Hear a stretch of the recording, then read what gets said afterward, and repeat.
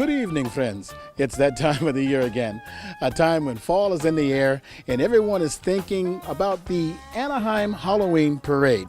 Now, we are nestled secretly in a location somewhere in Anaheim where we're going to do something a little different this year. We're going to take you behind the scenes and let you get a look at some of the people that helped make this parade come to life.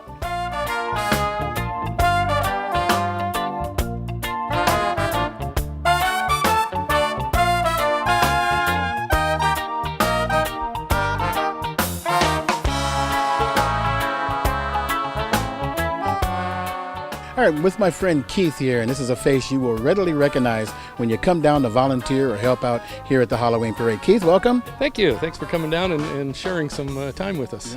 Always exciting to be with you all. You all are a fun group, a happy group, but it can get a little stressful out there as well, huh? It does, and the closer we get to the 29th of October, the more stress you'll see, but everybody carries it real well because one thing we don't want to lose sight of is the fact that this is for fun. And it's a community effort. The parade's been around since 1924. So, have fun, relax, have fun, and put something down the street that people will enjoy. That's our goal. So let's talk about what goes on here as we take a little stroll down the way and look at some of these beautiful floats that you all put together. Tell us a little bit about the parade itself and what goes on behind the scenes. Well, the parade started, like I said, in 1924. It was originally intended to keep kids out of mischief.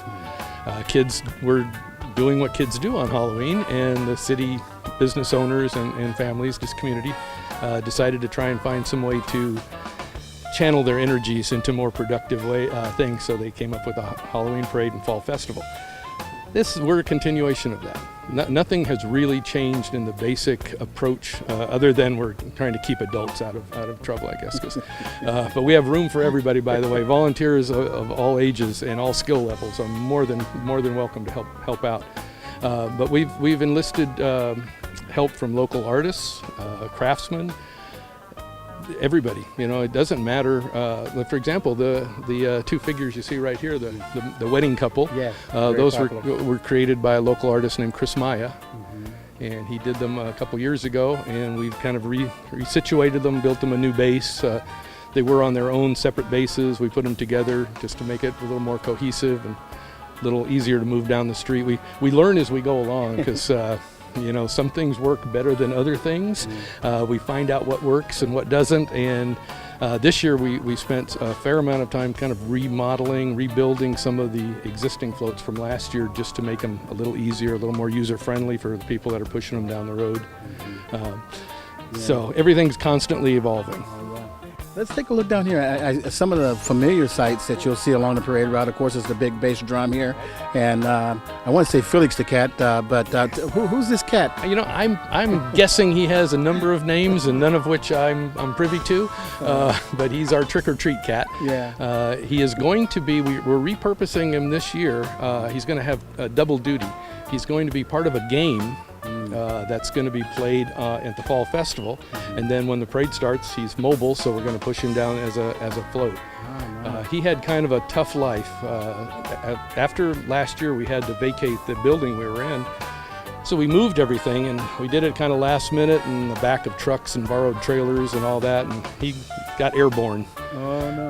And smashed up into a bunch of pieces. So he's been rebuilt. He's the bionic trick-or-treat cat now. He's stronger than he was. There you go. So he's up to that task of double duty. And they got 9 lives, so he's got about 8 more or so. We got plenty to go. Now, Keith, as we look back behind me now, we see some of the many volunteers coming in and signing up now and getting ready. Tell us what you look for in a volunteer. Who qualifies, and what are you looking for? Everybody qualifies who's willing to spend some time helping out.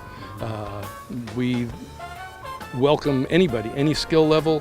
We have, for example, that framework you see back there was built by a professional woodworker. So we have everything from that level to people who just show up and we find something they can do. Most of us are not highly skilled in any one thing. We have a certain number of people who are. But the majority of people are just, they're your neighbors. They're community members who want to help out.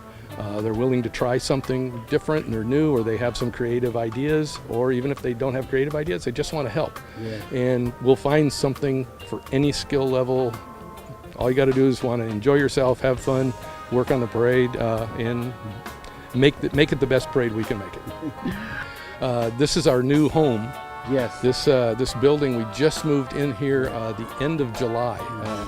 We were basically crammed into a small storage area. I guess we had to vacate the building we were in.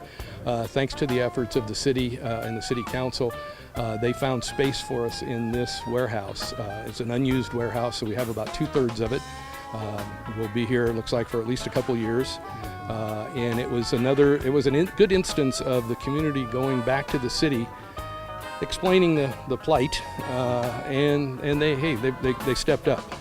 So that was a big plus. That is the basis for making all this possible.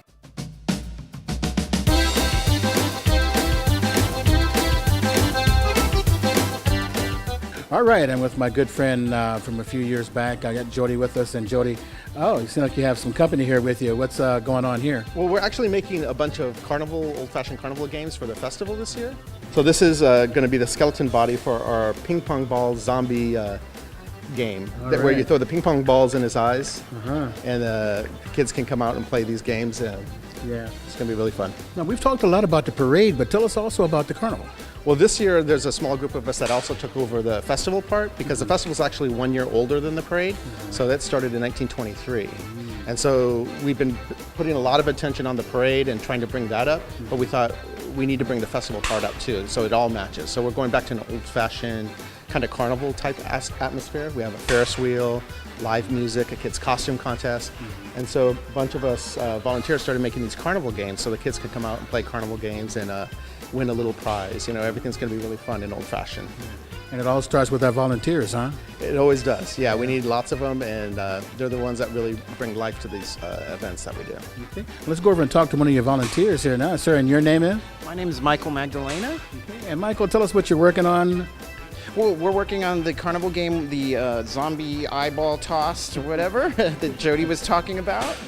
And so we're just kind of putting in the lawn, you know. So we're giving it some grass and sprucing it up, you know, making sure it looks sufficiently overgrown and beat up like a typical, you know, graveyard lawn. Yeah. And why do you volunteer? Why do you come down here and lend your time? There's a lot of football games going on today and people doing other things. Why are you here today? Well, we really enjoy the way that this brings the community together, and the fact that it helps us to meet our neighbors and really get to know people and just, you know, be a part of the Anaheim tradition. And who do you have down here working? I know she doesn't like to talk much, but she's more of a worker than a talker. Who's that? Jillian. She's doing all the hard grass work, so she's doing it. We're gonna kind of spruce that together after this, and I'm not gonna make her do all the work. It's a family affair, huh? Absolutely. I'm with Bill with a drill. Okay, and Bill, what exactly do you do with that drill? Well, right now we're rehabbing the Flying Saucer. It's a 1955 kind of cardboard flying saucer built by some kids. The picture's at Ruby's.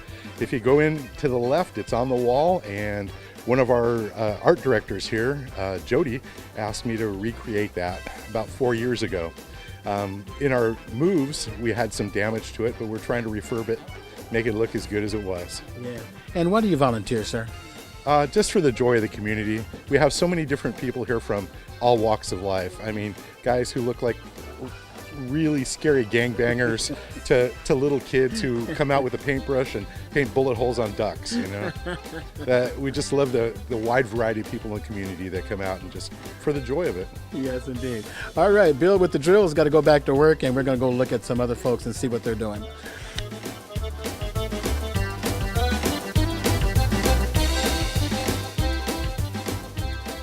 All right, now we have another couple that's working here, sir, and your name?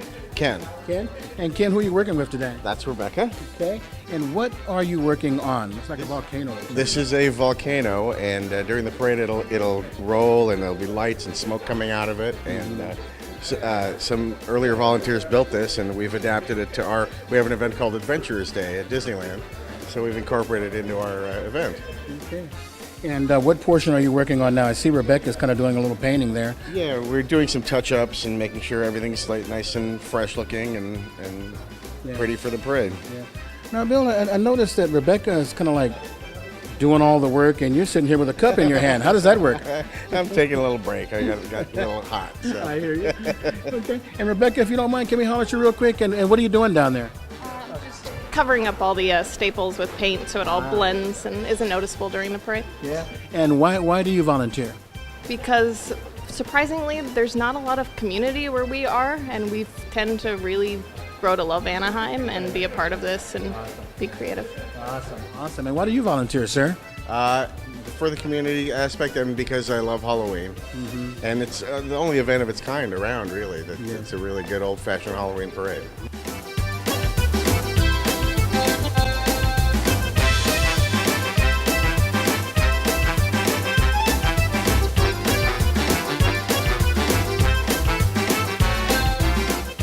There's a lot of ugly faces in the Anaheim Halloween parade, and this lovely face is not one of them. This beautiful face here is the face of Joanne, and Joanne, you have had a history of being a part of this great parade, but a history throughout Hollywood and everything else. Yes, I have, Ron. I am a native Anaheimer. I was born in Anaheim, 1934, when it was probably about a population of 10,000. So the Halloween parade started in 1924 just to keep the kids out of mischief and to entertain the adults.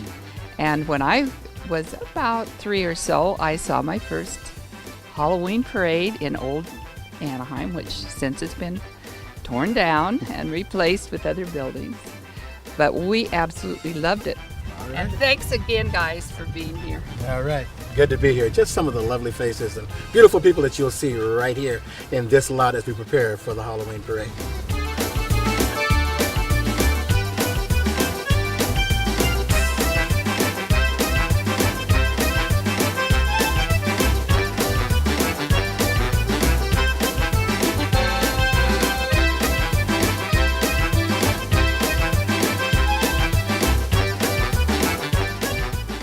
Wow, as you can see, it takes a lot of hard work and dedication to pull this parade off, not only from our professionals, but for our many volunteers as well.